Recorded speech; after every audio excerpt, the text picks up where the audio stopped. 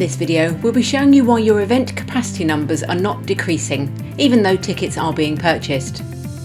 Here you can see an example of this, as 4 tickets have already been sold, and although we are adding further tickets to the basket, the event capacity is not reducing.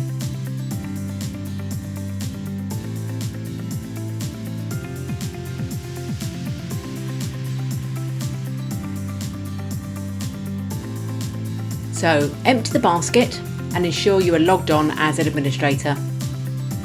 Then from the main navigation, browse to Admin, Events, and underneath the name of the event there will be a warning showing and a link to the FAQ on setting up event capacity correctly.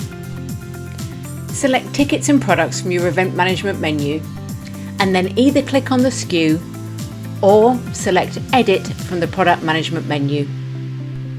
Scroll down and check the Include in Event Capacity checkbox.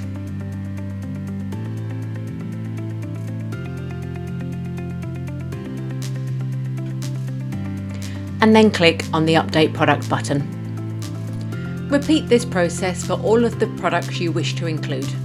For example, you may have tickets and food vouchers for sale for this event, but only want to include the tickets in the event capacity and not the food vouchers. To test this is now working correctly, head to the home page